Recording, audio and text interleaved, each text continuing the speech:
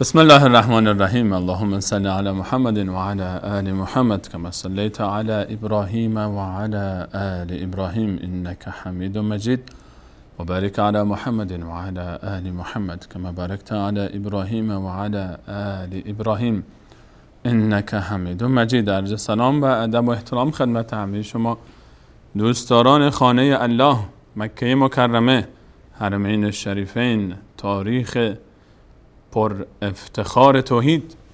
از اولین روز بنای اولین خانه‌ای که برای عبادت الله متعال بر روی زمین ساخته شد تا تاریخ ابراهیم خلیل الله و اسماعیل ذبیح الله علیهم السلام که تجدید بنا کردن کعبه مشرفه رو و تا به فرزند نازنین و بزرگوارشون رسول الله صلی الله علیه و آله و سلم و همین گونه تا حج اون حضرت علیه السلام و تا به امروز تاریخ پرفراز و نشیبی که همچنان ادامه خواهد داشت برای وصل کردن حلقه های مسیر توحید از آدم علیه السلام تا آخرین انسانی که روی زمین زندگی خواهد کرد قبل از برپایی قیامت. در این برنامه هم به همراه شما عزیزان الله رو شاکریم که یک بار دیگر این توفیق رو نصیب کرد تا در کنار رکن پنجم همزمان و همراه با برگزاری و آمادگی برای احیای پنجمین رکن دین مبین اسلام در سالی که داریم سپری میکنیم، حج بیت الله الحرام، همگام با حجاج بیت الله الحرام همراه با شما عزیزان ما هم این مسیر رو پی خواهیم گرفت و همچنان با شما هستیم با یکی دیگر از برنامه‌های رکن پنجم در موضوع حج، در موضوعی که کمتر دربارش صحبت کردیم و کمتر فرصت شده که ما و شما حق این مطلب رو اونگونه‌ای که شایسته مقامش است و اهمیتش است به عنوان پنجمین رکن دین مبین اسلام بهش بپردازیم. هدف ما هم در این مجموعه برنامه ها و در این روزها این هست که به این عبادت عظیم بیشتر توجه کنیم، قدرش رو بیشتر بدونیم، حجمش رو بیشتر درک کنیم و به دنبال درس ها و برنامه هایی باشیم که در زندگی میتونیم از حج برای خودمون مشخص و معین کنیم. در برنامه امروز به همراه جناب دکتر نور محمد عمرای عزیز به همراه شما باز هم در مسیر کاروان حاجیان به سمت حج امسال همراه خواهیم شد.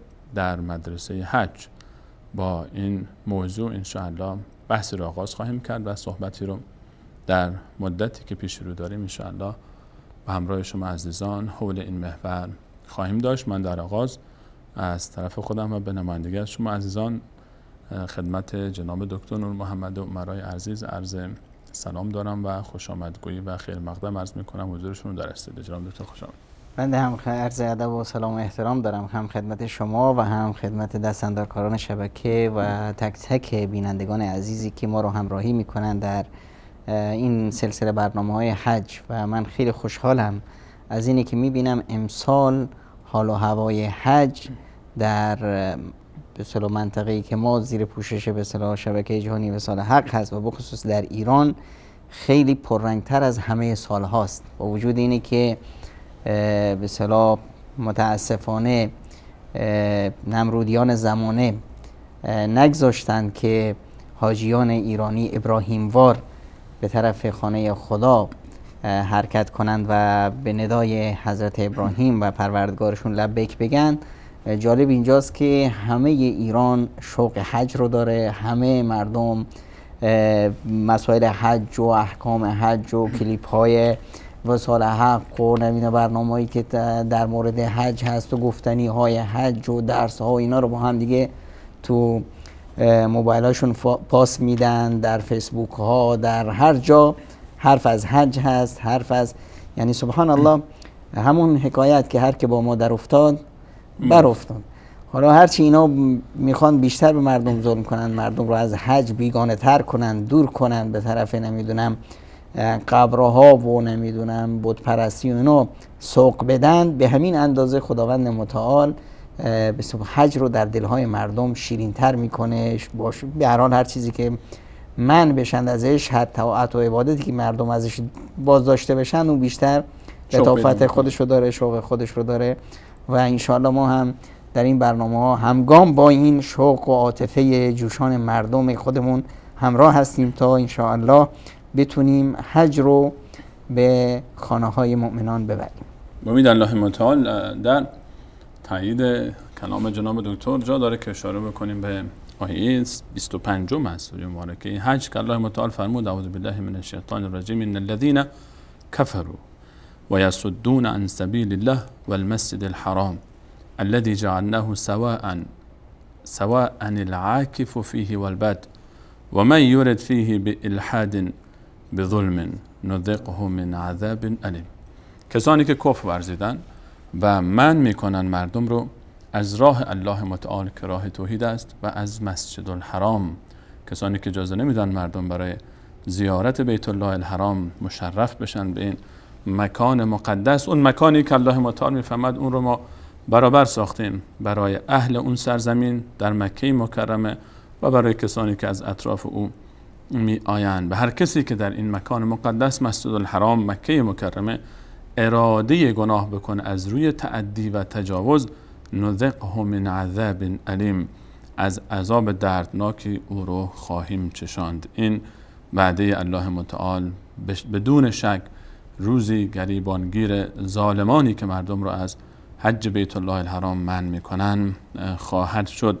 حج یک مدرسه است، حج یک دانشگاه است، حج درس ها داره برای ما، حج برای ما پندها داره، اندرزها داره، حج خیلی حرفها برای گفتن داره برای ما و شما.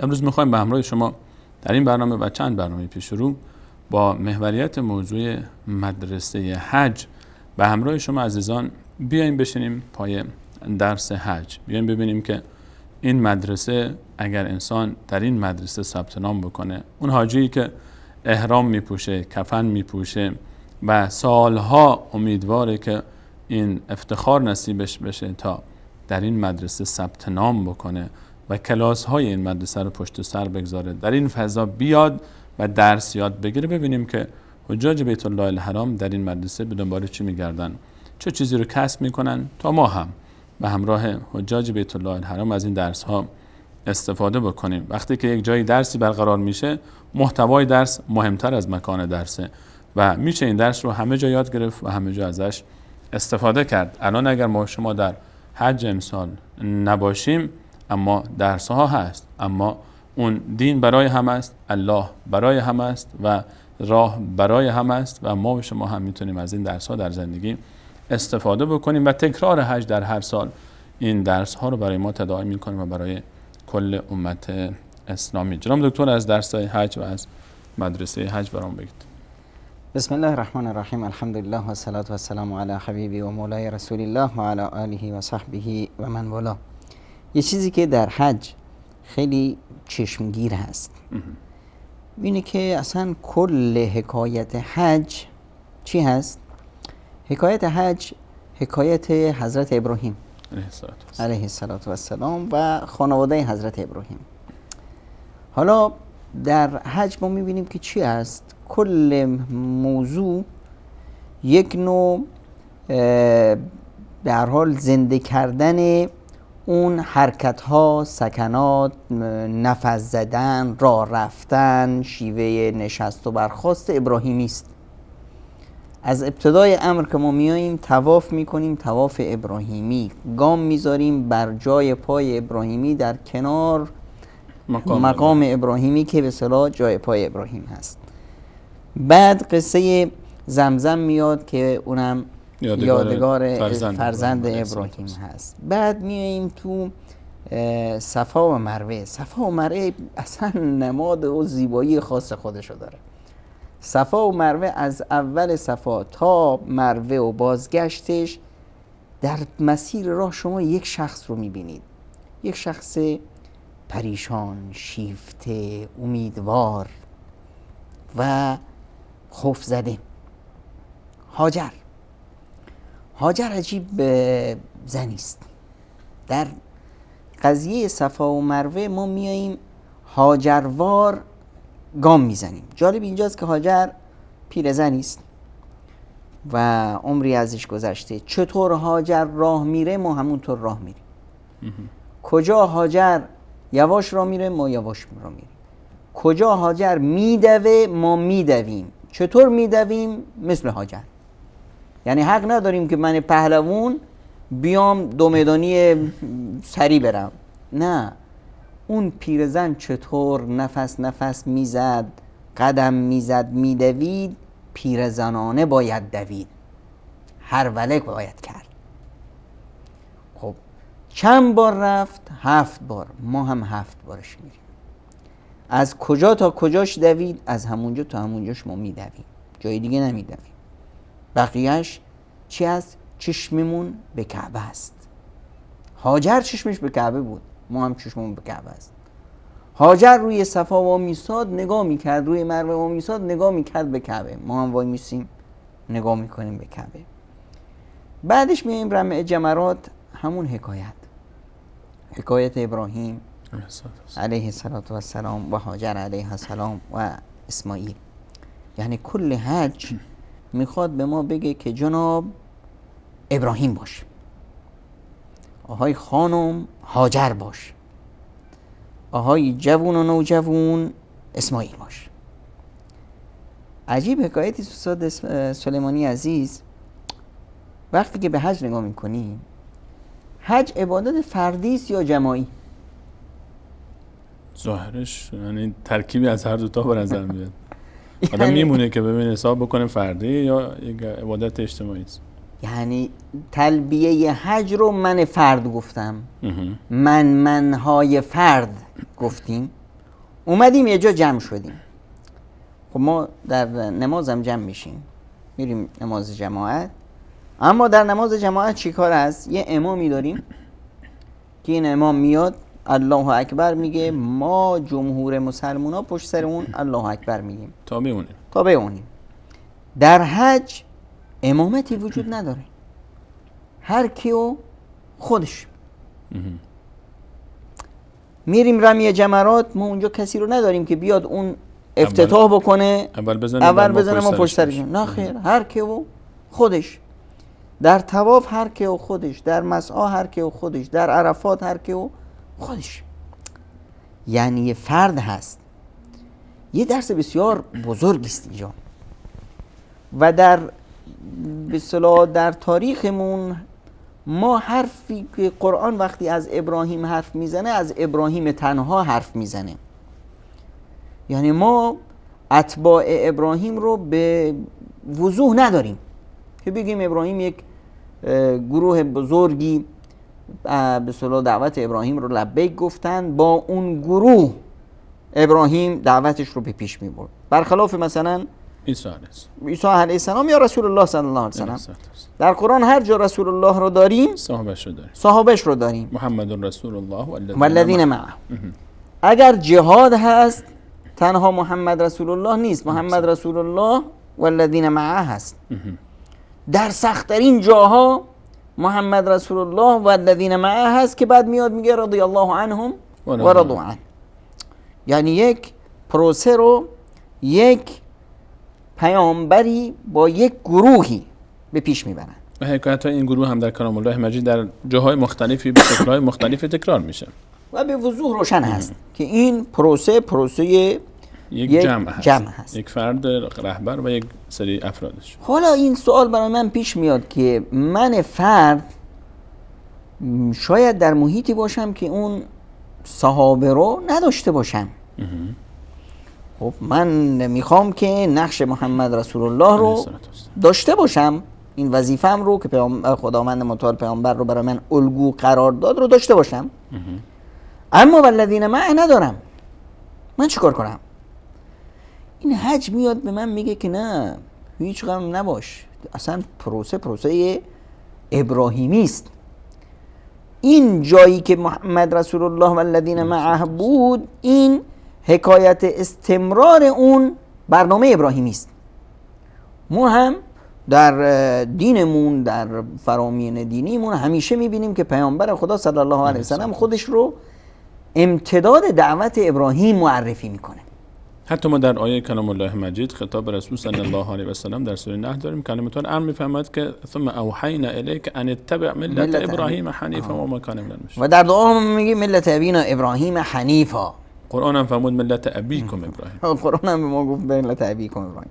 پس ما یک پروسه واحد داریم که از حضرت ابراهیم شروع شده تا پیامبر اکرم صلی الله علیه و سلم اون تجلی نهاییش هست، اکمال این پروژه است. الیوم اکملت لکم در اوجش هست و چهره کاملش هست. الیوم اکملت لکم دینکم و اتممت علیکم نعمتی و رضیت لکم الاسلام دینا، همون اسلام ابراهیمی است. اونم که جالبه که در همین عرفات و حجی که مرتبط به ابراهیم علیه السلام است در همون مکان کامل میشه. بعد ببینید الان در این حج من کی هستم؟ من یه فردم در یک محیط، یک سیلی از انبوه جمعیت. این جمعیت کیان؟ این جمعیت رنگای مختلف، فرهنگای مختلف، انسانهای مختلف، قد و هیکلهای مختلف، همه چیزش در بین این جمعیت من شبه بیگانم. خب من الان باید ابراهیم باشم، به این معنا که ابراهیم چی بود؟ خداوند متعال وقتی ابراهیم هم معرفی میفرماند ان ابراهیم کان امه. ابراهیم تک تنها یک ملت است، یک امت است. پس تو ای مؤمن در مسیر زندگی، حالا در اروپا هستی، در نمیدونم قلب تهران هستی، در فلان جا هستی، آقا دور من کسی من رو نمیفهمه، پدر و مادرم با من نیستن، جامعه با من نیست، من در بین مشرکان هستم، در بین بت پرستا هستم، در نمیدونم وسط هندم، در نمیدونم در وسط کمونیستای مسکو هم، هر جا هستی ابراهیم باش که توی تنها ای مؤمن امتی، توی تنها به تنهایی در این انبوه جمعیت تو حق نداری که بنالی که من چه کار کنم، کسی نیست، من کسی همراهی نمیکنه، کسی اصلا منو درک نمیکنه، کسی منو نمیفهمه، همه مخالف منن. بابا مخالف تو اند. ابراهیم در مقابلش کی رو داشت؟ یک نمرود بسیار وحشتناک. اون نمرود کسی بود که دیگه تشنه خون ابراهیم بود و سد راه دعوتش. ایمان ابراهیم اومد اون آتش نمرود رو چیکارش کرد؟ گلستانش کرد. آتش افتاد گلستان شد براش. ایمان یک فرد مؤمن میتونه همه اون به اصطلاح نقشه ها و توطئه‌های اطرافیان و دشمنان و نمرودیان رو بیاره بشکنه و بکنشش گلستان و خودش شاد و شنگول موفق و پیروز قدم بزنه حتی در اون لحظه های آتشین. خیلی زیباست که شاعر میگه که شبی به میکده خوش گفت پیر زنده دلی، شبی به میکده خوش گفت پیر زنده دلی، به هر زمانه خلیل است، به هر زمانه خلیل است و آتش نمرود. در هر زمانه ما آتش نمرود داریم و در مقابل هر آتش نمرودی توی فرد مؤمن باید خلیل باشی و هیچ. این ببینید ما چقدر نقشه های و توطئه های استعمار هست، اشغالگران و دشمنان اسلام و همه که این جمع ایمانی رو در هم بشکنن و خیلی جا موفق نمیتونن و خیلی جا موفقن که ما رو به جون هم میندازند بر اساس به اصطلاح اختلافات جغرافیایی و سیاسی و مرزبندی ها و نمیدونم قومگرایی ها و عادت ها و اینا در طول سال چقدر هزینه میکنن، زحمت میکنن، همه این نمرودها و همه شیطان ها. تا آخر سال خداوند متعال همه این مردم رو جمع میکنه در حج. کل اون توطئه ها ذوب میشه، شمایی که به اصطلاح تبعیض نژادی رو اونجا سرش به اصطلاح هزینه شد، اینجا اومدن همه ذوب شد. نمیدونم قومگرایی و فلانی همه اومدن در حج، معنا پیدا نکرد، همه شدیم یه تن. بعد در اینجا این روحیه ابراهیمی در ما دمیده شد که از اینجا برگردیم. حاجی وقتی برمیگرده از حج با خودش چی میاره؟ یه تبر ایمان که با این تبر تمام بت‌ها رو میشکنه، تمام بت‌ها رو. حالا این بت قومگرایی است. به ما گفتند که آقا شما پشتونید، شما فارسید، شما بلوچید، شما کردید، شما نمیدونم لورید، عربید، فلانید. این بت رو حاجی میره اولین کاری که میکنه اینو میشکنه. این کلا در وجود اون از بین رفت. این تو حج یاد گرفت. این تو حج این رو عملاً دیدش و باش ساخت، باش انس گرفت. در حالی که راه میرفت کنارم سیاهی هست، جلوم سفیدیه، این ور سرخی هست، این به زبان آفریقایی حرف میزنه، اون اروپایی است، این نمیدونم از استرالیا اومده، اون از فلان جا اومده، این روسی است، اون همه اینا ذوب شد. هممون یه زبان داشتیم، لبیک اللهم لبیک لبیک لا. همه قضیه توحید بود، صدا یک صدا، ندا یک ندا، حرف یک حرف. همه این رنگ و رنگار از بین رفت. برا ما اومدن ساختن که آقا شما افغانید، شما ایرانید، شما تاجیکید، شما نمیدونم ترکید، شما فلانید. آقا ما رو به جون هم انداختن. اومدیم این در حج کل این به اصطلاح حد و مرزهای سیاسی شکسته شد، بازیچه شد، خرد شد در دیدگاه ما که اینا رو پس دشمن ساخته که ما برادرها که در کنار هم هستیم ما رو با هم بیگانه کنه. در حج جالب است، میایی اون چیزی که استعمار و اشغالگر و نمرودها اومدن بت ساختن، ما رو با هم به جون هم انداختن. آقا شما عراقی هستید، شما ایرانی هستید، شما دشمن همین. شما افغان هستید، شما روس هستید، دشمن همین. شما نمیدونم فلان و فلان، با هم دشمنید. اینجا اومدیم کنار همین و اون دشمن نمرود تونسته در بین ما پدرکشتگی هم بسازه. عزیزانمون دست یکی دیگرمون کشته شدن. اینجا اومدیم حج به ما میگه لا رفث ولا فسوق ولا جدال فی الحج. در حج هیچ نه دعوایی هست، نه مجادله‌ای هست، نه انتقامی هست. در حج چی هست؟ لبخند هست. هر کی اومد حتی تنه بس زد چیکار میکنی؟ یه لبخند بهش میدی، اونم لبخند میده. ببخشید اشتباه شد، منو از پشت هول میدن دیگه چیکار کنم؟ لبخند و لبخند هست، شادی هست، رحمت هست، عطوفت هست، درک کردن واقعیت هاست.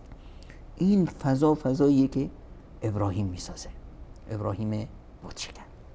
خیلی ممنونم جناب دکتر، استفاده کردیم. اجازه بدید به همراه شما بینندگان عزیز میام برنامه ببینیم، برمیگردیم ان شاءالله باز در خدمت شما عزیزان خواهیم بود. همچنان در مدرسه حج ما درس های فراوانی در حج هست که ان شاءالله باید به همراه شما این درس ها رو تکرار کنیم، این درس ها رو مرور بکنیم و این درس ها رو یاد بگیریم تا در زندگی خودمون بتونیم ان شاءالله اینها رو جاری کنیم و به مرحله عمل بیاریم. برمیگردیم همراه شما عزیزان خواهیم بود همچنان با ادامه موضوع.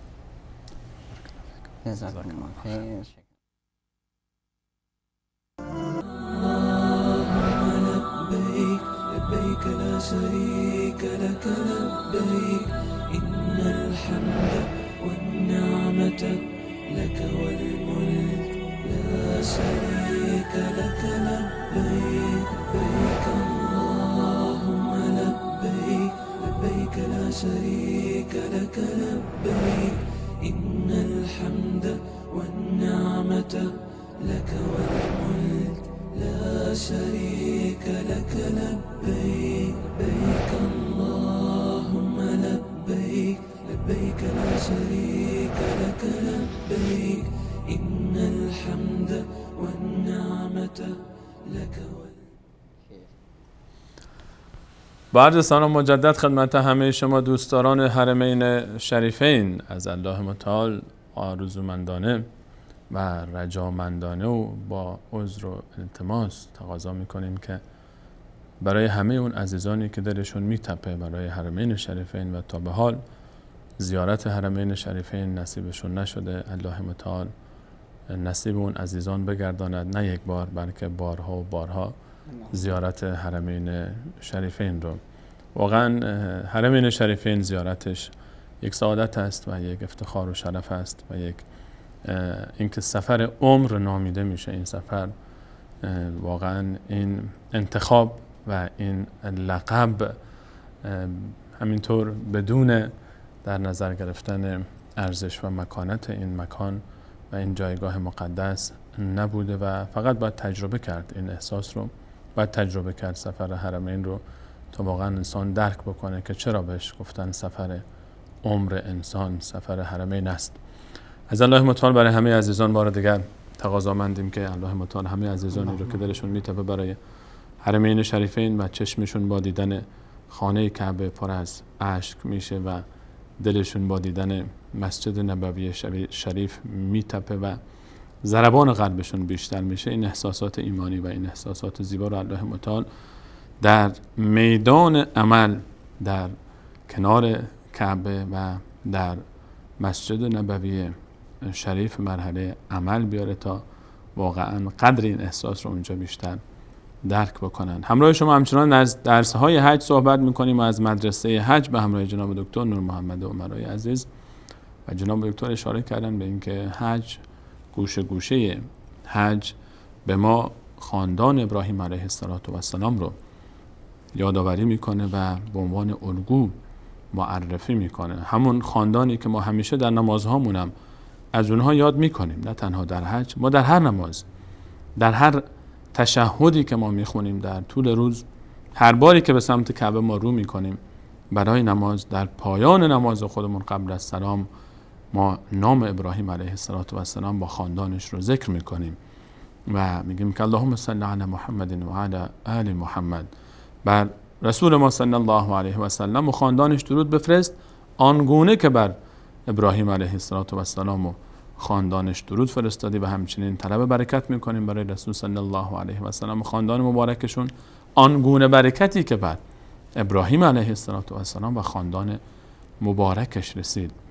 و ما در کنار کعبه داریم آثار این عزیزان رو که الله متعال اونها رو مقدس قرار داده و از جمله این آثار صفا و مروه است و از جمله این آثار زمزمه و از جمله این آثار مقام ابراهیمه و خود بنای تجدید شده کعبه به دست ابراهیم علیه السلام هست. جناب دکتر، از وقتی که صحبت میشه از حج، طبیعتا چیزهایی که بیشتر جلوه میکنه در حج هر کدومش به نحوی ربط پیدا میکنه با ابراهیم علیه السلام. حالا خود ابراهیم علیه السلام به عنوان یک شخصیت، به عنوان یک پیامبر بزرگوار و فرمودید اشاره کردید به آیات کلام الله مجید که یک امت هست و خب جزء انبیای اولوالعزم هست و الله متعال میفرماد و اتخذ الله ابراهیم خلیلا. ابراهیم علیه السلام به درجه رسیده که فقط رسول صلی الله علیه و سلم در این درجه با ایشون هستند و فقط این دو نفر هستند، پدر و فرزند نازنین. و اما وقتی که میایم ما در کنار ابراهیم علیه السلام هاجر و اسماعیل علیهم السلام رو داریم و علی خصوص بانو هاجر در صفا و مروه ما وقتی که الله متعال میفهمد اینها از شعائر الله تعالی هستند، این الصفا و المروه من شعائر الله که مقدس شده اصلا، چه درسی برای ما داره بحث صفا و مروه و این طرفترش بحث زمزم و خاندان ابراهیم علیه السلام که شما اشاره کردید برای ما الگو هستند و حج ما رو باید به اینها ربط بده، مثل اینها باید باشیم. خب ابراهیم علیه السلام رو آشناتریم باش. اما وقتی که میایم سراغ همسر بزرگوارشون هاجر و سراغ اسماعیل علیه السلام، این دو بزرگوار چگونه میتونیم از اینا الهام بگیریم؟ چگونه اینا رو میتونیم وانو قدوه قرار بدیم؟ چه درس هایی برای ما داره مراسم حج، اون بخش هایش که یادآور این دو بزرگوار هاجر و اسماعیل علیهم السلام؟ جالب این دعای تشهد که ما میگیم اللهم صل علی محمد و علی آل محمد، بعد میگیم که این محمد و آل محمد رو صلوات بفرست یا الله و درود بفرست و برکت بده مثل اون برکت و درودی که بر ابراهیم و آل ابراهیم فرستادی. بله. جالب اینجاست که وقتی که ما در زندگی حضرت ابراهیم هم نگاه میکنیم، ابراهیم است و آل ابراهیم. آل ابراهیم کیان؟ همسر ابراهیم و فرزند ابراهیم. همسرانش، فرزندانش. بله. حالا ما غیر از اون دایره دیگه ای رو حداقل در قرآن معرفی نشد. بله. پررنگ بودن آل که همون همسران یک پیامبر، یک شخصیت باشند و فرزندانش اونا نیرو میدن، قدرت میدن به اون شخصیت و اون دعوتی که داره. در زندگی پیامبر اکرم صلی الله علیه و سلم نقش صحابه پررنگ هست. بله. در کنار نقش صحابه، نقش مادران مؤمنان کمتر از اون نیست و در خیلی موارد پررنگتر هست. تا جایی که اونها رو به عنوان مادران مؤمنین الله متعال معرفی میکنه. مادران مؤمنان معرفی میشند و دعوت پیامبر رو بعد از پیامبر اینها هستند که جزء بسیار بزرگی از دعوت پیامبر که همون شخصیت پیامبر باشه، یک مسائل خانوادگی باشه، همه اینا رو مادران پیامبر به ما انتقال میدن. بله. ابو هریره یک صحابی بزرگ هست، شخصیت بزرگی هست. اهمیتش بر چی است؟ بر اینی که برای ما یه مقدار بزرگی از علمی که پیامبر خدا صلی الله علیه و سلم در سینه ابو هریره گذاشتن، این رو میاد برای ما منتقل میکنه. کسی که با ابو هریره رقابت داره در این علم و دانش که هست؟ ام المؤمنین عایشه. ام المؤمنین عایشه صدیقه. پس ما در هر نمازی دعا میکنیم که ای پروردگار ما، پیامبرت محمد مصطفی صلی الله علیه و سلم و خاندانش، اونایی که دین رو برای ما حفظ کردن و مهرهای شاخصش کی هستن؟ مادران مؤمنان هستن. بعد در دعوت ابراهیمی هم میبینیم که مادر عجب نقشی رو داره. مادری که استمرار دعوت ابراهیم رو تربیت میکنه. مادری که هاجر است که دعوت توحید محمد مصطفی صلی الله علیه و سلم رو از اونجا بذرش رو میکاره، پایه اصلی رو اونجا میگذارن. ببینید ما در زندگی حضرت ابراهیم هاجر رو داریم. هاجر اون انسان مؤمنی که خودش رو کاملا تسلیم فرامین خداوند متعال کرده. ببینید یک پیرزن با یک بچه نوزاد، شوهر میاد اینا رو میندازه تو کجا؟ تو یک صحرای بی آب و علف. این رو ما تصور کنیم اصلا کار معقولی نیست، هیچ تفسیری نداره. من رو از اونجا ورداشتی آوردی از شامی که اونجا نعمت بود، به صلاح با همه یک زندگی داشتیم. بله. از اون زندگی مرفه و خوب با اون محیط و این انسانها و بشریت و نعمتها من ورداشتی آوردی تو این صحرای برهوت که نه اینجا انسانی هست، نه آب و علفی هست، نه هیچ اثری از زندگی. وقتی که آب نیست دیگه آبادانی هم نیست دیگه. طبیعتا وقتی که آب باشه نه گیاهی هست، نه علفی هست، نه درختی هست، نه آبادانی هست. هیچ اثری از زندگی نیست. من اینجا گذاشتی که میخوای کجا بری؟ خب میذاره میره. هاجر چی میگه؟ هاجر مؤمن. ایمان اینجا ایمان است که حرف میزنه که این کاری که شما میکنی الله امرک بهذا، این کارت بنا به دستور خداوند متعال هست یا از پیش خودت داری این کار میکنی؟ اگر از پیش خودت این کارو داری میکنی کار درستی نیست. کجا ما رو اینجا میذاری؟ واسه کی؟ شاید حیوانات درنده‌ای باشن، شبشو چه کار کنیم، روزشو چه کار کنیم؟ حضرت ابراهیم علیه السلام اشاره میکنن بله ایمان باز سخن میگه فلن یضیعن الله، اگر اینطوره که این امر الهی است پس ابراهیم برو، هیچ نگران نباش، هیچ پشت سر رو هم نگاه نکن که خداوند هرگز ما رو ضایع نمیکنه. این یک زن صحبت میکنه الان، یک مادر و یک ایمان. حالا ببینید این مادر مؤمن چه کار میکنه؟ پدر نیست، این مادره که برای فرزندش نوزادش هم پدره هم مادر. همین زندگی فرزند الان مادره دیگه، هیچ کسی نیست برش. الان کیه که اسماعیل رو تربیت کرد؟ ابراهیم علیه السلام که رفت شام. ابراهیم همش در سفر بود، هر بله. چند وقتی یه سری میزد. الان بیشتر ابراهیم اصلا وجود نداره. بله. در زندگی اسماعیل این هاجر است که اسماعیل رو میسازه. چون اون طرف که ابراهیم علیه السلام ساره رو هم داره، باز بعدن اسحاق هم به دنیا میاد. به هر حال اونها رو اصل مرکز اصلی ابراهیم علیه السلام و زندگی اصلیش در شامه. در شام هست؟ در فلسطین. خب الان اینجا هاجر هست و این طبیعت زندگی عموما به این صورت هست که تربیت فرزند دست مادره. دست مادر هست، پدر بیشتر بیرون هست. حالا ببینید که تربیت هاجر چی میسازه. هاجر اون ایمانی که همراه با شیر سینه‌اش به خورد اسماعیل میداد، ببینید این ایمان منتقل شد به چی؟ به این فرزند الان شده نوجوان، برای خود شخصیتی داره، میخواد که مطرح بشه، طبیعت هر نوجوانی. بله. پدر میاد، پدری که زیاد در زندگی پررنگ نیست، میاد و میگه که پسرم من در خواب دیدم که تو رو باید سر ببرم. انی ارا فی المنام انی اذبحک.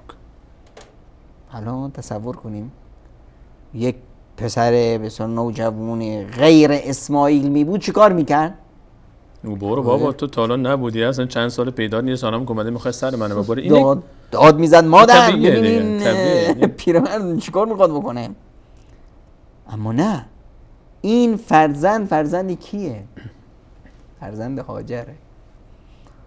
این فرزند میگه که پدر جان یا ابت فعل ما تؤمر، پدر جان هرچی که شما امر شدید امر رو باید اجرا کنی و اما من ستجدونی ان شاء الله من الصابرین. سر بریدن منو ذبح کنی کار آسونی نیست، اما من بیاری خداوند انشاءالله صبر میکنم. من با نیروی الهی، با توکل بر خداوند گردنم رو میذارم زیر چاقوت. و حتی اول انشاءالله رو میگه، بعد از خودش سوال میگه اگر خدا بخواد و این توفیق رو به من بده من صبر میکنم. یعنی حتی این صبر رو هم نسبت میده به الله تعالی این صفت رو. این یک نوجوان هنوز، یعنی به سنی هم اونقدر ازش نگذشته دیگه. کدوم انسانه که بدون به اصطلاح قدرت الهی و بدون رحمت الهی بتونه این صبر رو کنه؟ امکان نداره انسان بذاره سرشو که ببرنش، مگر اینی که خداوند این قدرت رو بهش بده.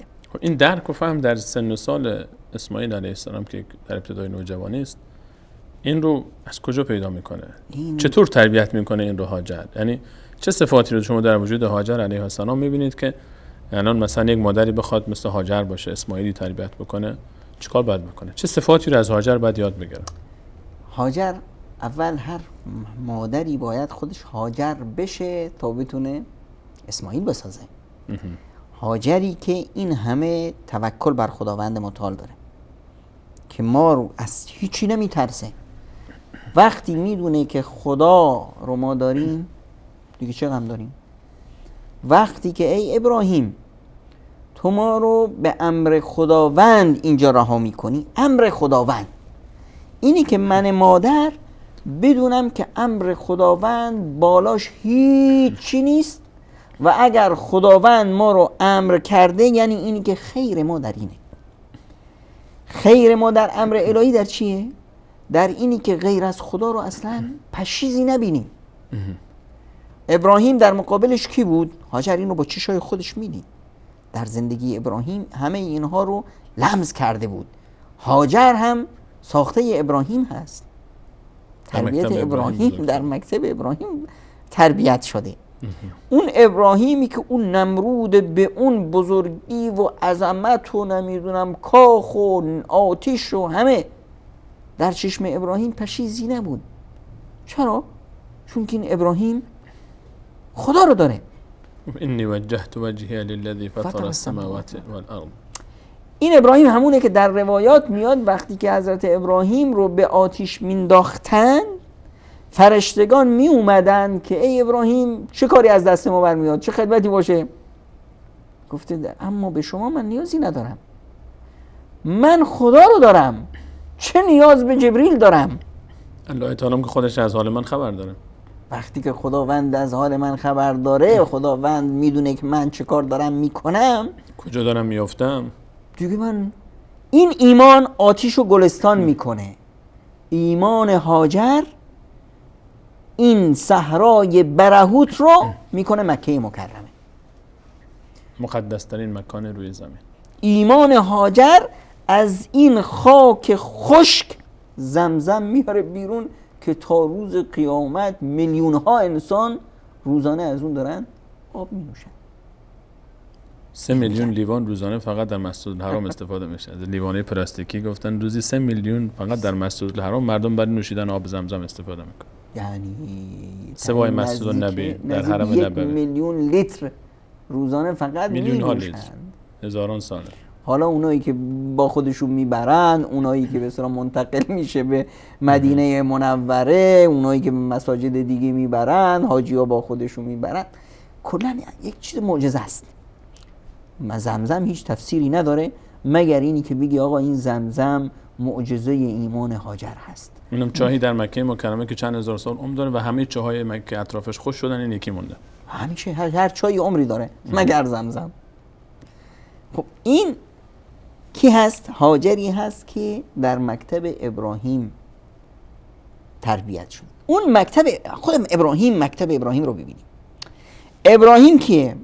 ابراهیم اون پیامبری هست که خداوند متعال اون رو گذاشت در مقابل نمرود. در اون امتحان سخت ابراهیم اومد پیروز بیرون.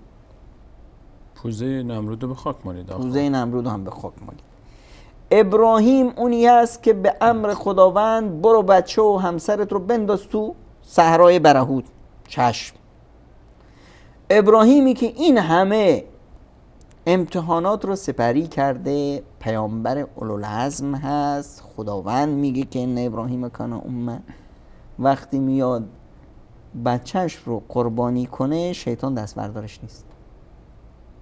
هی میاد ابراهیم چیت شده، به سرت زده، تو چی؟ این خوابی هست، کابوس دیدی. هی دنبالش میکنه که ابراهیم رو منصرف کنه از قربانی کردن فرزندش. هی دنبال میکنه تا اسماعیل رو بگه که اسماعیل چیکار داری میکنی؟ پیرمرد چی به سرش زده؟ سرش به سنگ خورده، چی میشه؟ حرفش رو نگیر، میکشدت. همه اینها سنگی که میاد میخوره تو دهن شیطان و میشه جمرات امروزی و میشه تا روز قیامت ما میزنیم تو دهن شیطان، همون جایی که ابراهیم زده، به همون صورتی که ابراهیم زده ما میزنیم. خب یعنی چی؟ یعنی ای مؤمن، تو در مکتب ابراهیم باید از ابراهیم درس بگیری که هرگز شیطان از تو دستبردار نیست و ناامید هم نمیشه. یعنی حتی اگر انسان به درجه از ایمان برسه مانند ابراهیم علیه السلام نمیتونه خود رو در امان بدونه از فتنه و وسواس و حیله شیطان.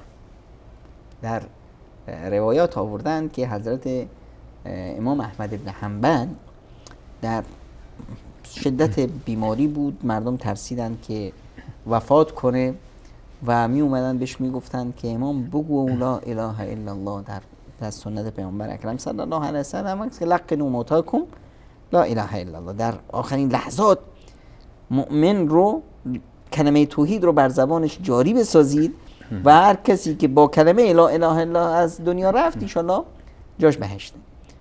و میگن که حضرت میفرمونن نه، میگفتن بگو لا اله الا الله، میگفت نه. بعد که به هوش آمدن گفتن که امام چی شد؟ چی شد؟ ما به شما میگفتیم لا اله الا الله بگو، شما من بیهوش بودم، من متوجه شما نبودم، اما شیطان رو میدیدم که به من میگفت که خوش به حالت، من رو شکست دادی، حالا دیگه رفتی بهشت. من میگفتم نه هنوز نه، این جنگ ما هنوز تمام نشده. اینی که انسان هیچ وقت به خودش مغرور نباشه، در هر حالتی، هر چقدر به ایمان مطمئن بودی و به خودت، به کارت، به دعوتت، باز هم بدون که از گزند شیطان در امان نیستی. اگر شیطان ابراهیم علیه السلام رو رها نکرد، اون وقت من و تو کی باشیم در مقابل این شیطان لعنتی که بتونیم به صلاح مغرور باشیم و سلاحمون رو کنار بذاریم؟ در هر حالت، در هر درجه ایمانی که باشی، باید سنگ تو دستت باشه که اگه شیطان جلوی راهت اومد بزنی تو دهنش. حتی اگر از حج هم برگرده و حج تمام گناهان گذشتهش رو بخشیده باشه، دیگه الان مغرور نشه که من دیگه رفتم حج، مکه رفتم، زیارت کردم، گناهام بخشیده شد، الان دیگه من شدم حاجی صاحب، دیگه من بهشت من که ضمانت شد، دیگه راحت بشینم گوشه خونه، دیگه شیطان با من کاری نداره.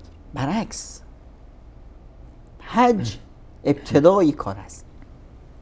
در حج ما رفتیم اونجا عهد و پیمان بستیم که چون ابراهیم بشیم. اولین کاری که میکنیم بعد از حج، زندگی ابراهیم رو در زندگی خودمون میذاریم. خداوند متعال به ما امر کرد قد کان لکم اسوة حسنة فی ابراهیم. برای شما الگوی نیکو قرار دادیم در ابراهیم. اومدی حج، حالا این دعوت برای کسی نیست که رفته فقط حج. کسی که رفته حج حاجی است. کسی که نرفته حج و شوق حج داره عاجی است. پیامبر خدا صلی الله علیه و سلم میفرمایند، این حدیثی است عجیب است. این حدیث رو علما میگن اگر اسلام رو ما بیاریم 4 تیکش کنیم، یه تیکه این حدیثه، 1/4 اسلام حدیث اول صحیح بخاری است، انما الاعمال بالنیات، که مدار قبولیت عمل شما بر مبنای نیت شماست. نیت شما بر عمل کاری باشه، من میخوام یه کاری بکنم، توانش رو ندارم اما شوقش رو دارم، عشقش رو دارم، اگر میداشتم حتما میکردم. خداوند متعال همون در رسول اکرم صلی الله علیه و سلم میفرمایند برای من اجری مینویسه. اجر نیت، کار نکردم اما نیت کردم، اخلاص داشتم، شوق داشتم. برعکس بیشتر از اینم ببینید، صحابه از مدینه منوره بیرون میرن به تبوک، 800 کیلومتر راه رو میرن در گرمای بالای 50 درجه، پای پیاده کوه و دشت و دمن و صحرا و همه اینا رو طی میکنن، میرن سفری که 1 ماه طول میکشه، برمیگردن 1 ماه برگشتش طول میکشه. این سفر رو برمیگردن، در مسیر رسول اکرم صلی الله علیه و سلم به این مؤمنانی که لاغر شدن، اذیت شدن، نصف پیاشون آب شده، سیاه شدن تو این گرمی، به این مؤمنانی که کلشون ایمان هست، کلا این مسیرهای پیامبر اکرم صلی الله علیه و سلم مسیر دانشگاه سیار بود، همش در رکاب پیامبر بودن، درس گرفتن، آموختن، جهاد کردن، اومدن. اینا بهشون میگه که شما هیچ کوهی رو بالا نرفتید، تو دره‌ای پایین نیومدید، مگر این که در اجر و پاداش با شما افرادی که تو مدینه هستند با شما شریک بودن. این افراد کی افرادی بودن؟ اونایی که شوق داشتن که همراه باشن، اما یه مانعی بود، حبسهم العذر، عذر داشتن، اومدن پیش رسول خدا که ما میخوایم ما رو با خودت ببر، اما پیامبر میدید که نه آذوقه‌ای دارم، نه مرکبی دارم که شما رو بگیرم، نه سلاح و مهماتی دارم که شما رو بگیرم، شما رو کجا ببرم؟ برمیگشتن و عیونهم تفیض من الدمع اذا ما اتوك لتحملهم قلت لا اجد ما احملكم عليه تولوا و اعینهم تفیض من الدمع. اونا جناب دکتر اونا برگشتن و حالا این اشک‌های اینها رو فقط الله متعال به ما توصیف میکنه، صحابه هم ندیدن، پیامبرم اونا که برگشتن تولوا و اعینهم تفیض من الدم. این اخلاص انقدر کار کرد که این اشکایی که از چشمای اینا میریخت رو الله متعال برای پیامبرش به توصیف کرد و به تصویر کشید که اینایی که از پیشت رفتن اینا اشک ریختن، اشکای اینا رو من دیدم. اشکهای اینا رو الله متعال تو قرآن ذکر کرد، انقدر براش عزیز بود و همین شد که در اجر و پاداش هم شریک شدن. و این تصویر رو که خداوند متعال برای ما فیلمش رو گذاشت تو قرآن، تا روز قیامت ما داریم میخونیم، تلاوتش میکنیم. فقط با نگاه کردن از این تصویر ما اجر میگیریم. چون این خیلی ها در زندگی ما هم خیلی وقتا این تکرار میشه، مثل الان ایام حج که خیلی ها دقیقا همین حکایت رو دارن که و اعینهم تفیض من الدمع حزنا الا یجدوا ما ينفقون. این رو الان شما در خونه خونه، شهر شهر، روستا روستا، کوچه کوچه ایران این رو دارید میبینید. افرادی که سالهاست عشق خانه خدا اونا رو باعث شده که برن مقدار زیادی از هزینه زندگیشون رو، از لقمه هایی که میتونستن تو دهن فرزنداشون بذارن، اینا رو گرفتن، جمع کردن، بردن دادن به بانک، اونجا گذاشتن که ما میخوایم در قرعه کشی حج شریک بشیم. همه از سال گذشته تا امسال منتظر بودن که ای شاید اسم من در بیاد، خانواده ها منتظر بودن انشالله که اسم بابام در بیاد، اسم برادر بزرگم در بیاد، اسم فلانی در بیاد. همه دعا بود، همه زبان ها زمزمه این امید بود. یهو نمرود میاد میگه نه، من نمیذارم که شما ابراهیم وار بشید، من نمیذارم شما در راه ابراهیم گام بزنید. اینا چی میگن؟ بر میگردن و اعینهم تفیض من الدم، چشاشون پر اشکه، حسرت میخورن، ای کاش ما میرفتیم. الان هر حاجی که میاد اینجا، از آفریقا میاد، از نمیدونم کدوم کشور دور و دراز میاد، همه میان اینجا، در کنارشون در اجرشون کی شریکه؟ این حاجی های ایرانی که الان دارن ما را تماشا میکنن و اشک بر گونه هاشون جاری است و خداوند متعال این اشک رو میبینه. و هر حاجی که هر جای دنیا درش میتپه برای مسجد الحرام، به هر دلیلی فرصت نمیکنه و نمیتونه که در مراسم حج شرکت بکنه. و جالبتر اینجا کل حاجیایی که میان حج امسال همه میدونن که ایرانی در حج نیست. همه حاجیایی که میان امسال، همه دنیا میدونه که حکومت ایران حاجیان ایرانی رو از رفتن به حج منع کرده. همه میدونن که نمرود نگذاشته برادرای دیگه شون که میخواستند ابراهیم وار در کنار اینا باشن نیستن. حالا تصور کن که چطور واسه شون دعا میکنن، چقدر دلها برای اونا میسوزه، چقدر در دلهای دیگه براشون دلسوزی میشه. اینا چی هست؟ من میگم که شاید حاجی های ایرانی امسال از همه حاجی های دنیا بیشتر اجر ببرن. انشالله که الله متعال همه این احساسات ایمانی رو در میزان عدل خودش به حساب همه عزیزانی که درشون میتپید برای حج بیت الله الحرام و عده‌ای به خاطر سیاست‌های استکباری خودشون و به خاطر سیاست‌های ددمنشانه‌ای که دارن در منطقه نخواستن اجازه بدن تا عده‌ای این عزیزان به سفر حرمین مشرف بشن و عده دیگری که در خارج از ایران، هر عزیزی که در هر گوشه از دنیا حالا منتظر صف قرعه بود یا که قرعه هم اگر نبود دست و بالش بسته بود و یا هر دلیلی که نتونست بیاد به مسجد الحرام و به زیارت حرمین شریفین و نتونسته که در حج امسال خودش رو برسونه و شرکت بکنه، امیدواریم که الله متعال همه این عزیزان رو و همه این بزرگواران رو که الله متعال خودش شاهد بر احساسات پاک اونها و بر اشک‌هایی که بر گونه‌های اونها در خلوت اونها جاری میشه وقتی که این تصاویر مسجد الحرام رو میبینن و مشاعر مقدسه رو، امیدواریم که الله متعال این عزیزان رو و ما و شما و همه امت اسلامی رو از این اجر بی‌نصیب نگردانه، چون ما بیشتر از همه به این اجرش نیاز داریم و بیشتر از همه این پاداششه که برامون میمونه و بشارت رسول صلی الله علیه و سلم که جز وحی الهی سخن نمیگفتن. مبارک همه عزیزانی باد که واقعا خالصانه با قلب‌های پر از درد و پر از شوق و پر از حسرت و با چشمانی اشکبار این روزها مراسم حج رو دارن پیگیری میکنن و دستهاشون بلنده تا الله متعال هم نصیبشون بکنه. و انشاءالله حتما الله متعال این دست ها و این دعاها و این اشک ها و این آه ها رو بی نصیب نخواهد گذاشت و سرانجام انشاءالله به نتیجه خواهد رسید و اجر و پاداش نصیب خواهد شد و انشاءالله امیدواریم که نصیب همه عزیزان بشه زیارت بیت الله الحرام و حرمین شریفین در فرصت های پیش رو و در سالهای آینده. میان برنامه میبینیم برمیگردیم همچنان در خدمت شما عزیزان خواهیم بود با ادامه بررسی موضوع مدرسه حج. همراه ما باشید.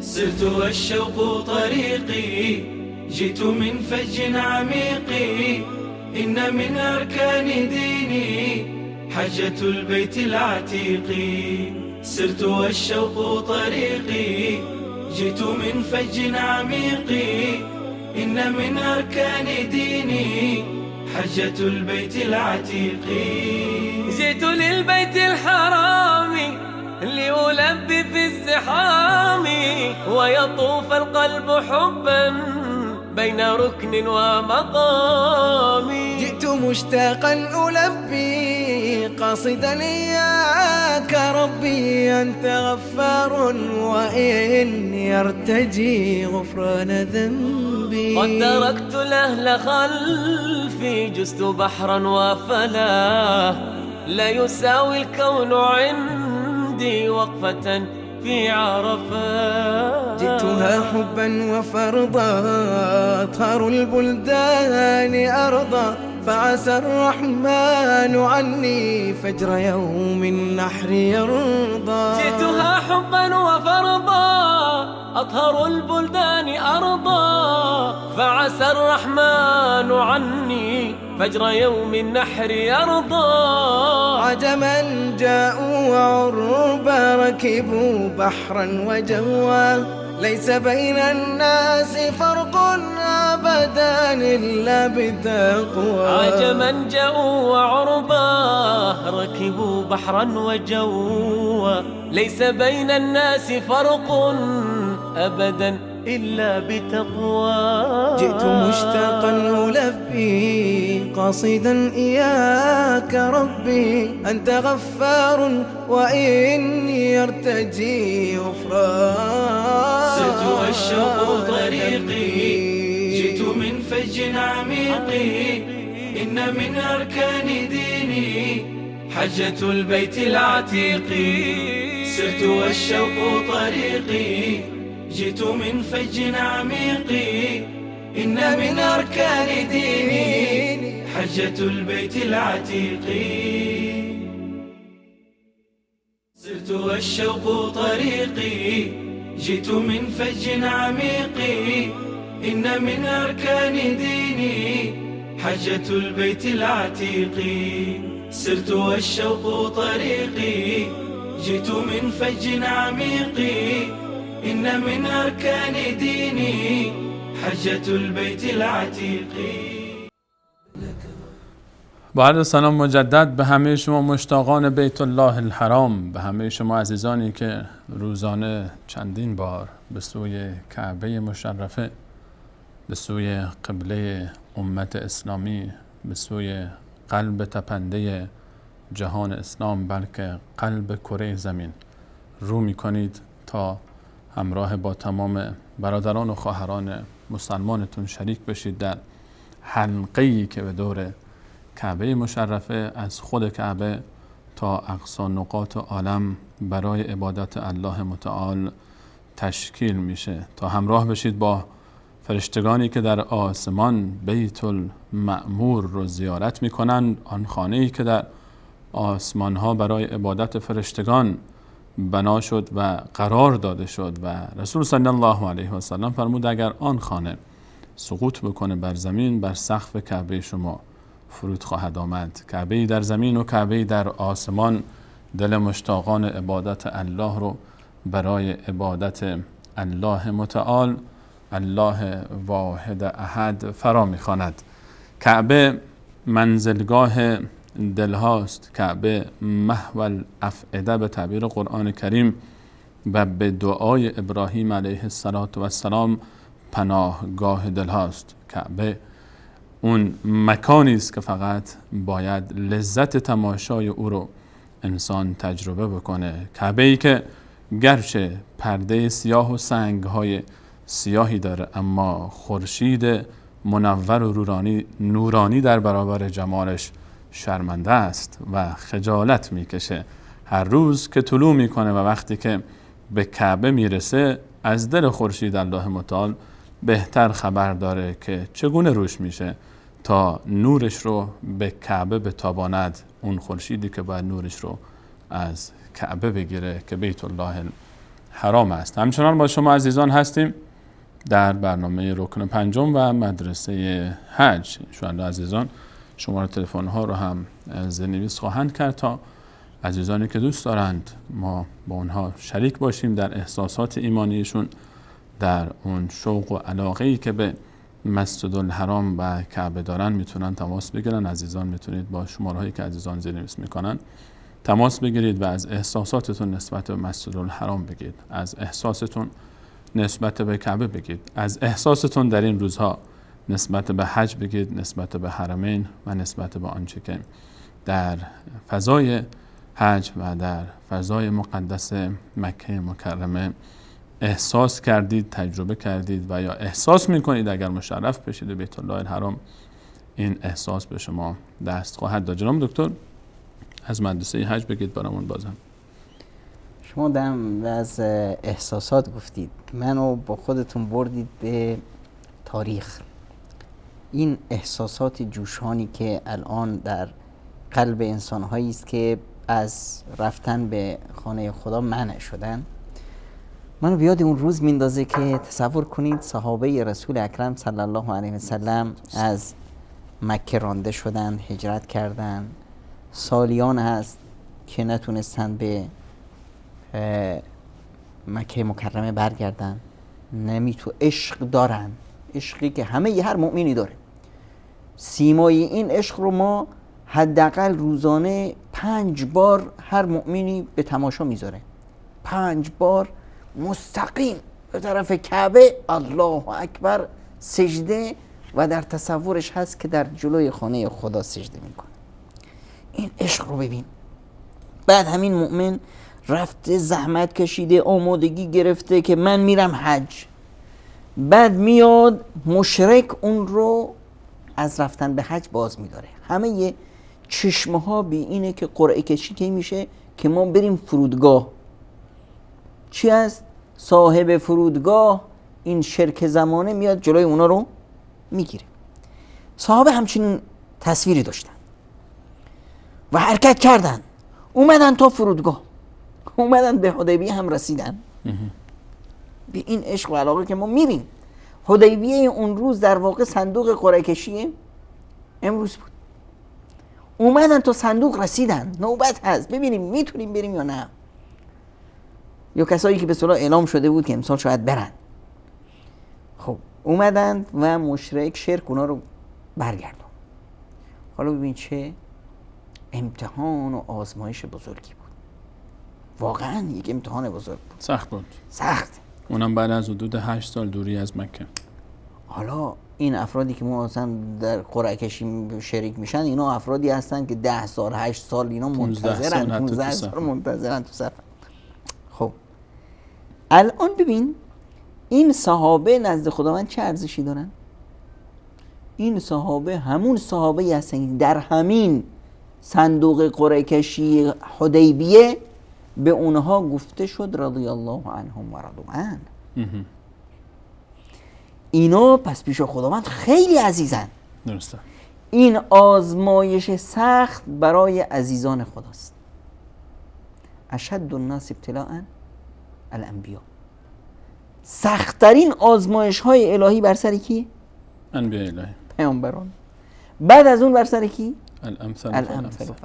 هر کسی که در ایمانش به پیامبران شبیه تر باشه، یبتلی الرجل علی حسب دینه، ایمانش سخت تره. هر کسی که ایمانش قوی تر باشه، دینش پخته تر باشه، آزمایشش سخت‌تره. هر که در این بعض مقربتر است جام بلا بیشتر است.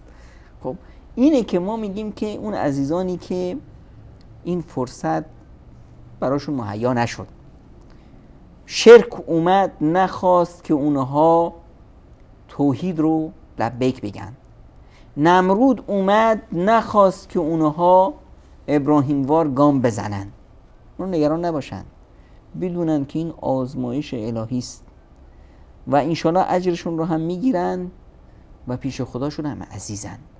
مهم اینه که بدونند ابراهیم شدن فقط در حج نیست. همونجا ابراهیم قبل از این که بیاد حج وصف قرآنی است که ان ابراهیم کان امه. خب از همونجا شما میتونید ابراهیم باشید و شما میتونید با نمرودها در بیفتید. حالا این نمرودها کیان؟ ما یه نمرود درون داریم. جناب دکتر ببخشید قبل از اینکه به نمرود درون برسیم چون وقتی برای بینندگانم داده باشیم، اولین تماس برنامه امروز رو با هم بگیریم. سلام علیکم، برنامه رکن پنجم بفرمایید بینندگان. بینندگان سلام بر شما، بفرمایید.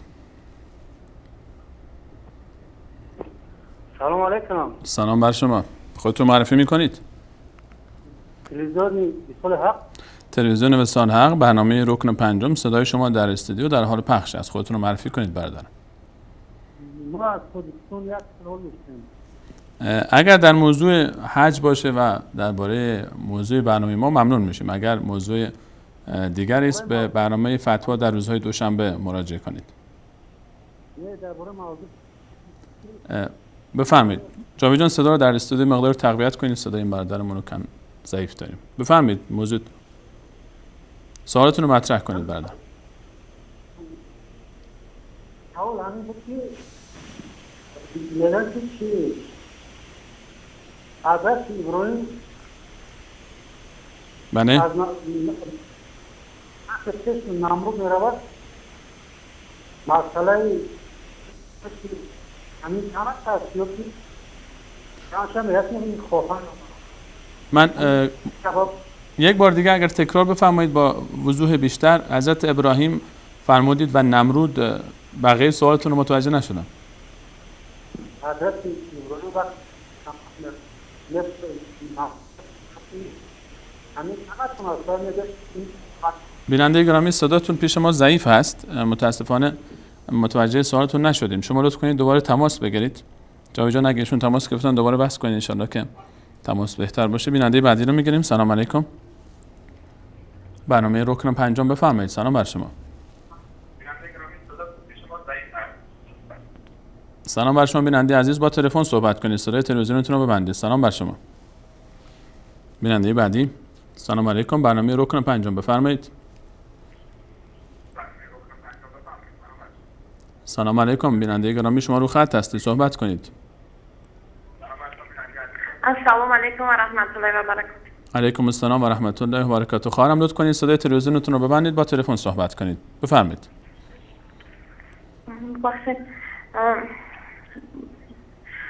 سلام علیکم و رحمت الله و برکاته. علیکم استاد السلام. بزرگوار و به همه شنوندگان بزرگوار شبکه استاد حق.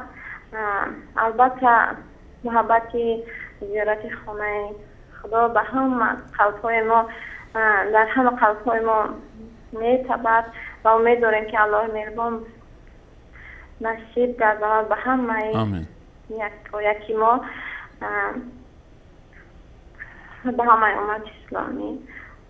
و از استاد خواهش داشتم که درباره روزه که پیامبر ما صلی الله علیه و سلم میگفتن کمی معلومات میدادن. دیگر سوالی نداشتم. استاد درباره روزه رسول صلی الله علیه و سلم فرمودید؟ روزه عرفه رو. چشم. ان شاء الله درباره این صحبت کنیم. و برایمان دعا کنید و بمونید که گردن الله مهربان. آمین. آمین. الله متعال ان شاء الله نصیب شما و همه بینندگان عزیز بگردان از زیارت بیت الله الحرام. متشکرم از تماشای شما خواهر. متشکرم از تماشای شما، تشکر میکنم. بیننده بعدی رو میگیریم. سلام علیکم، برنامه رکن پنجم بفرمایید. بیننده گرامی سلام بر شما. خودتون رو معرفی میکنید؟ خوب هستیم. متشکرم، سلامت باشید. اسمتون؟ وقت میکنه به اتاق چیز؟ شما الان در اتاق، صدای شما در استودیو در حال پخش است. بفرمایید، شما رو آنتن هستید. خودتون رو معرفی میکنید؟ من اسماعیل حقیقی هستم از شهرستان پورنیه. برادر عزیزمون اسماعیل جان، بفرمایید نظر شما درباره مسجد الحرام و احساسات ایمانی مسلمان ها در این روزها چیست؟ شما چه احساسی دارید نسبت به مسجد الحرام، نسبت به کعبه و نسبت به قبله مسلمین؟ جای خوبیه. بفرمایید. متاسفانه تماسشون قطع شد. بیننده بعدی رو میگیریم. سلام علیکم. علیکم. سلام بر شما. خودتون معرفی میکنید؟ مریم از افغانستان، ولایت کسرا. مریم خانم از افغانستان، خوش آمدید. بفرمایید در موضوع برنامه و درباره احساساتتون نسبت به مسجد الحرام، مکه مکرمه و حج اگر گفتنی دارید در خدمتتون هستیم. ممنون. سلام خاص خدمت جناب دکتر مرای عزیز. خیلی احساس خوبی داریم. خداوند همه مسلمانان جهان را در بیت الله الحرام مشرف کنند. شما آیا مشرف شدید تا به حال به مکه مکرمه خواهرم؟ همه مسلمانان در مکه مکرمه مشرف شدید. انشاءالله. شما تا رو مشرف نشدید مکه مکرمه؟ من خیلی شاید امسال مادر عزیزم عمره بیاید این دو تا حال ما مشرف نشدیم. انشاءالله. مشرف شده تا حال ما مشرف نشدیم. انشاءالله. من یک سوال میخوام از شما بپرسم. احساس میکنید اولین باری که کعبه معظمه رو از نزدیک با چشم سر ببینید چه احساسی به شما دست خواهد داد؟ خیلی احساس خوبیه. همونجا سجده شکر بجا میارم عزیز. انشاءالله که این سجده شکر رو در کنار در کعبه مشرفه در مطاف انشاءالله الله متعال نصیب شما و همه دوستداران کعبه معظمه بگرداند که انشاءالله به این آرزو دست پیدا کنید. آمین. استاد ازت خواهش میکنم که برای من دعا کنم مکه مکرمه مشرف شم. برای شما و همه دوستداران کعبه معظمه دعا میکنیم که الله متعال نصیب همه عزیزانی که دوست دارن به زیارت کعبه برن این سفر مقدس رو الله متعال نصیب بکنه.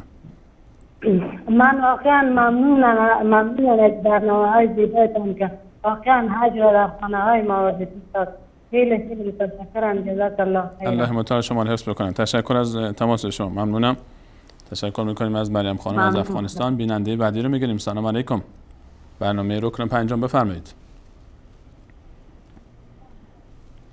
سلام علیکم و رحمت الله. علیکم السلام و رحمت الله و برکاته. خودتون رو معرفی میکنید برادر؟ عزت الله هستم از تاجیکستان. عزت الله جان از تاجیکستان در خدمت شما هستیم برادر عزیزم. اگر گفتنی درباره احساستون نسبت به مسجد الحرام، مکه مکرمه، کعبه مشرفه و مشاعر مقدسه دارید میشنویم. انشاءالله که ما همیشه احساس میکنیم که همه خانه خدا رو رفته زیارت کنیم. شما تا حال سببای کمبودی بله یک سوال دارم. بفرمایید.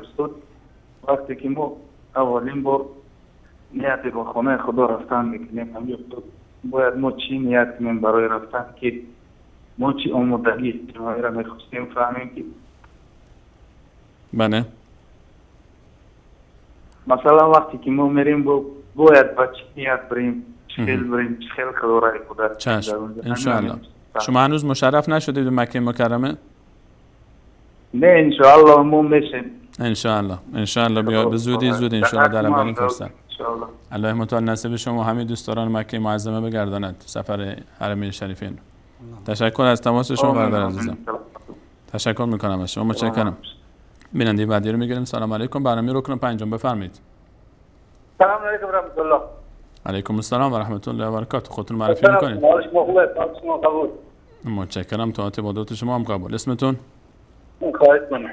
فاروق از موردی هستم از ایران. فاروق جان درباره احساستون نسبت به مسجد الحرام، مکه مکرمه و مشاعر مقدسه میشنویم اگر گفتنی دارید برادر. احساس رو اینه که تشنه رفتن به زیارت بیت الله الحرام هستیم. در مسابقه حفظ قرآن در ماه رمضان شرکت کردم. اسم منتخب برنده امام شده. الان بقیه مقدماتش نمیدونم چجوریه. خیر چشم، من انشالله این رو به دوستان ابلاغ میکنم که چون سفرهای عمره تا اول محرم هنوز تعطیل هست. بعد از حج انشالله من آرزو دارم که انشالله شما در کنار کعبه مشرفه انشالله حتما برادرانتون رو در عرفات فراموش نکنید. انشالله الله متعال حفظتون میکنه. متشکرم از فاروق جان. بیننده بعدی. سلام علیکم. برنامه رکن پنجم بفرمایید.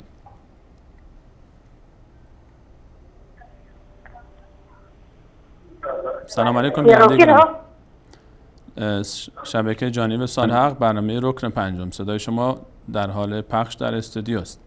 لطف کنید صدای ما را از تلفن بشنوید. صدای تلویزیونتون رو ببندید. بیننده گرامی صدای منو دارید؟ تماسشون قطع شد متاسفانه.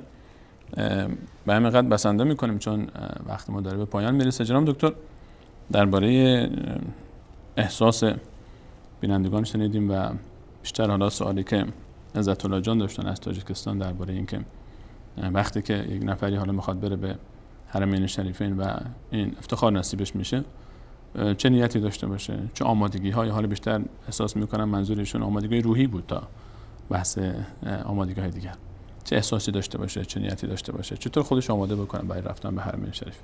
نقطه‌ای که این برادر عزیزمون اشاره کردن بسیار حائز اهمیت هست و متاسفانه در بین حاجیای عزیزی که میان پررنگ نشده هنوز و انشالله که ما بتونیم تو این برنامه‌مون این قضیه رو بیشتر روش به اصطلاح انگشت بذاریم و اون اینی که خیلی از عزیزان در فکر اینند که وقتی میریم اونجا نمیدونم جامون چطور میشه و نمیدونم غذامون و رفتنمون و اومدنمون و فلان، این قضایی که اصلا حل شده است. حالا شما اولین که حاجی نیستید که میاد به حج، سالیان سال هست که اینجا حاجی میاند و میرند و این سیستم خود به خود در حال حرکت هست و میره و اونایی که به نظم خودش رو داره، اینایی که الان خادمان حاجیان هستن اینا سالیان سال از زمان حضرت ابراهیم تا به امروز همین مردم بودند و این به اصطلاح خدمت‌ها رو می‌کردند. این به هر حال به اصطلاح تجربه‌ای که اینا دارن کسی دیگه نداره. پس این مسائل محلول هست. اون چیزی که باید حاجی عزیز در فکرش این باشه اینه که این فلسفه و حکمت‌ها و درس‌های حج رو بخونه. قبل از این احکام حج بسیار ساده است. احکام حج رو کلا میارن توی یک برگه بهت میدن، تصویرش هست که آقا چیکار میکنی چیکار نمیکنی، تمام یه ساعت همه چیزو فرا میگیریم. اما مهمتر این که این درس هایی که من از حج میخوام بردارم، من میام حج که ابراهیم برگردم، این تو به اصطلاح ذهن من باشه، تو نیت من باشه، تو روان من باشه، خون ابراهیمی، ندای ابراهیمی در به اصطلاح رگهای من جریان داشته باشه. اینه که یک حاجی عزیز باید این رو از پیش با خودش داشته باشه، از پیش همون نمرود درونش رو قبل از اومدن به اینجا به خاک بزنه. ابراهیم قبل از اینکه به خانه کعبه بیاد نمرود رو زد به زمین. درسته. خب نمرود درون من چی است؟ اون هوا و هوسم، اون شهوت هام، اون خودبینیم، اون مکر و حیلم، اون نمیدونم دروغ و درویی، همه این مسائلی که ما متاسفانه شاهدش هستیم در افراد، اینا رو بگیرید سر ببرید، این بت‌ها رو در خودت بشکن. بعد از اون نمرود بیرون، اون طاغوت، اون مجرمی که میاد به اصطلاح چهره حج رو دگرگون میکنه با شایعه، با دروغ، با مکر، با حیله، اون کسی که میاد صفات نمرودی رو میخواد بر من تحمیل کنه، اون کسی که میخواد بت خودش رو بر من تحمیل کنه. توی حاجی قبل از اینکه بیای تبر بگیر، همه این نمرودها رو بزن، همه اینها رو بشکن، چه در داخل خودت چه در بیرون، و ابراهیم وار توکل بر خدا بیا به خانه خدا. وقتی میری اونجا قدم به قدم مسیر ابراهیم رو طی میکنی، بعد برمیگردی پیش خانوادت، پیش جامعت. الان کی هستی؟ الان ابراهیم دعوتگر. خودت رو ساختی، آمادگی پیش زمین رو به وجود آوردی قبل از اینکه بیایی به حج خانه خدا. بعدن که مشرف شدی صاحب دعوت ابراهیم و فرزند ابراهیم علیه السلام، پیامبر خدا صلی الله علیه و سلم و حضرت ابراهیم. دعوت پیامبر خدا و حضرت ابراهیم توحید هست. از اینجا که برگشتی دیگه شما میشی یک نسخه، یک فتوکپی از صاحب این رسالت، صاحب این پیام، از کسی که این مکتب رو الان میبره اونجا. خب این مکتبی که از یک فرد واحد شروع شد، یک فرد واحد رسول اکرم صلی الله علیه و سلم خودش رو در غار حرا ساخت، اومد در محیط مکه دعوتش رو در بین 360 بت دعوتش رو مطرح کرد. بت‌ها رو به زانونشون، بت‌های انسانی شکسته شدن، بت‌های سنگی شکسته شدن و این دعوت فرد واحد امروز بیش از 1.5 میلیارد فرد همین دعوت رو دارن به اصطلاح میچشن طعمش رو، این دعوت رو میخوان مدیریت کنن و در همین مسیر حرکت کنن. الان شما که اومدید و خداوند متعال این شرف زیارت خانه خودش رو داد، الان شما برگرد و بشو علم بردار این دعوت. انشاءالله که همه آنچه که شما فرمودید رو همه ما بتونیم در کنار حرمین شریفین به همراه بینندگان عزیز تجربه بکنیم. ما در 2 دقیقه اگر خلاصه آنچه که باقی مانده رو برای ما بینندگان مطرح بفرمایید. عنوان سخن آخر. به عنوان سخن آخر اینه که ما عشق خانه خدا رو و حج رو در خودمون بیدار کنیم. ببینید هر انسانی وقتی چیزی رو زیاد یادش میکنه، وقتی چیزی رو عشق داشته باشه زیاد یادش میکنه. چیزی که هم زیاد یادش کنه اونو بهش عشق میورزه. افرادی که با هم نشستن توی مجلسی هی دم میزنند آقا فلان ماشین رو ساختند، فلان ماشین رو دیدی، مدل فلانش اومده فلان، اینا عشقشون ماشین هست، اون دیگه عشقش زندگی است، اون دیگه عشقش زمین هست. اینه که من عشقم بشه ذکر خدا، یاد خدا، همیشه در یاد خدا باشم. در کل مناسک حج میگرده، همه احکام حج آخرش میاد خداوند متعال میفرماید فذکر الله، ذکر الله تعالی، ذکر خداوند متعال. و انگام اومدن به حج ذکر خداست، در عرفات ذکر خدا، در مشعر الحرام ذکر خدا، در ایام المعدودات ذکر خدا. همه این تا محبت خداوند در دلها جا بگیره. وقتی که ما خدا رو ذکر کردیم، خدا رو دوست گرفتیم، دوستی دو جانبه میشه.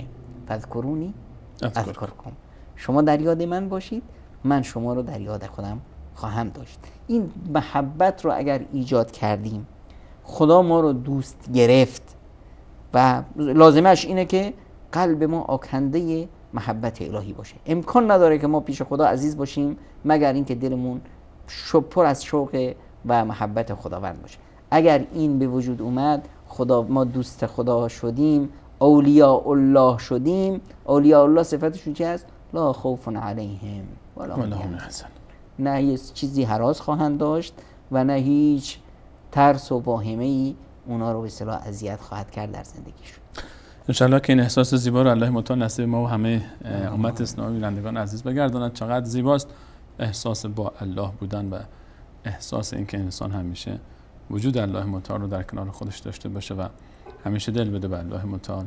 اون قدرت مطلق، اون زیبایی مطلق، اون علم کامل و مطلق و اون صفاتی که شایسته ذات الله متعال است و خودش بهتر از هر کس دیگری خودش رو وصف کرده. چه زیباست انسان ربانی باشه و الهی باشه و وصف کنه خودش رو به هر آن چیزی که ما رو به الله متعال وصل میکنه، که مهمترین هاش نماز و روزه و زکات و حج به عنوان رکن پنجم دین مبین اسلام است. تشکر میکنم جناب دکتر از اینکه وقتتون رو در اختیار ما بینندگان گذاشتید. همچنین از همه شما عزیزان مشتاقان بیت الله الحرام، مکه مکرمه و حرمین شریفین تشکر میکنم از اینکه وقتتون رو در اختیار ما قرار دادید. این برنامه همچنان در روزهای پیش رو تا پایان مراسم حج روزانه در ساعت 5:30 به وقت مکه مکرمه و ساعت 7 شب تهران و کابل و 7:30 شب تاجیکستان به صورت زنده ادامه خواهد داشت.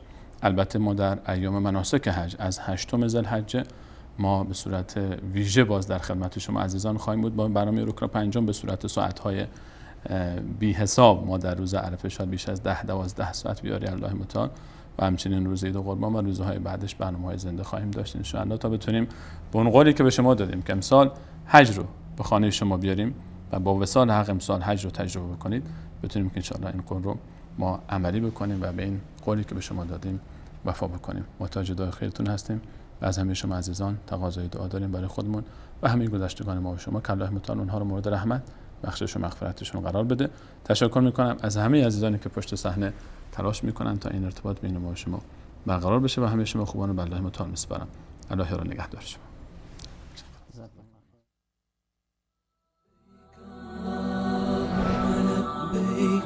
لبيك لا شريك لك لبيك إن الحمد والنعمة لك والملك لا شريك لك لبيك لبيك اللهم لبيك لبيك لا شريك لك لبيك إن الحمد والنعمة لك والملك لا شريك لك لبيك لبيك اللهم لبيك لبيك لا شريك